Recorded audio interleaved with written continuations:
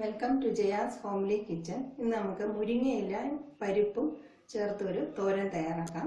ഇതിന് വേണ്ട ഇൻഗ്രീഡിയൻസ്: മുരിങ്ങയില ഒരു ബൗൾ നിറച്ച് എടുത്ത് വെച്ചിട്ടുണ്ട്.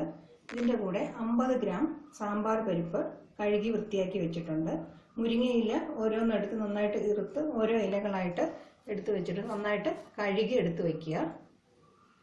പിന്നെ 1.5 ടീസ്പൂൺ വെളിച്ചെണ്ണ, കുറച്ച് വെള്ളം, പരിപ്പ് വേവിക്കാനായിട്ടുള്ള വെള്ളം, പിന്നെ ഒരു മീഡിയം സൈസ് സവോള ചെറുതായിട്ട് കട്ട് ചെയ്തത്, ആവശ്യത്തിനുള്ള ഉപ്പ്, 1 ടീസ്പൂൺ മുളക് പൊടി, 1 നുള്ള മഞ്ഞൾപ്പൊടി, 5-6 വെളുത്തുള്ളി അല്ലി, 3 ടീസ്പൂൺ തേങ്ങ.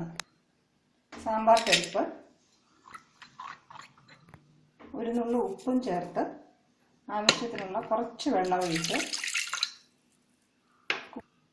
കുക്കറിൽ വെച്ച് വേവിച്ചെടുക്കണം.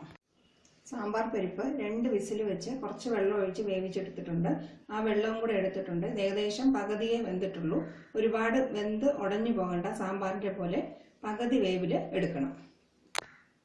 തേങ്ങയും വെളുത്തുള്ളിയും മുളക് പൊടിയും മഞ്ഞൾപ്പൊടിയും ചേർത്ത് തോരന് ഒതുക്കിയെടുക്കണം.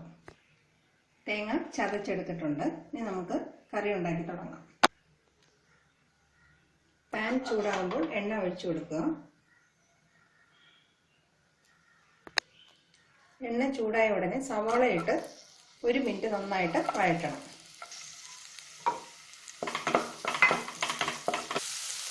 സവാള ഒന്ന് വാടി തുടങ്ങുമ്പോൾ എടുത്തു വെച്ചിരിക്കുന്ന മുരിങ്ങയില ചേർത്ത് കൊടുക്കുക. ഇത് 1 മിനിറ്റ് ഒന്ന് വഴറ്റിയെടുക്കണം.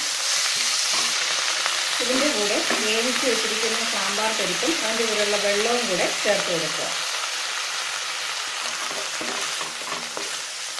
വെള്ളം നന്നായിട്ട് വറ്റി വരുന്നത് വരെ വേവിച്ചെടുക്കുക. ലോ ഫ്ലെയിമിൽ വെച്ച് അടച്ചു വയ്ക്കുകയും ചെയ്യാം. 2-3 മിനിറ്റ് ഇതുപോലെ അടച്ചു വെച്ച് വേവിച്ചെടുക്കണം. 3 മിനിറ്റ് നന്നായിട്ട് അടച്ചു വെച്ച് വേവിച്ചെടുത്തിട്ടുണ്ട്. ഇതിൻ്റെ വെള്ളം നന്നായിട്ട് വറ്റി വരുന്നുണ്ട്. ഈ സമയത്ത് അരപ്പ് ചേർത്ത് കൊടുക്കുക. അരപ്പും കൂടെ ചേർത്ത് നന്നായിട്ട് യോജിപ്പിച്ച് നല്ല ഡ്രൈ ആക്കി എടുക്കണം. നന്നായിട്ട് ഡ്രൈ ആയിട്ട് വരുന്നുണ്ട്. ഇനി നമുക്ക് ഗ്യാസ് ഓഫ് ചെയ്യാം.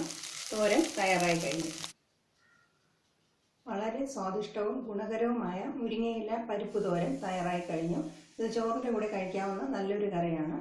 Thank you for watching my video.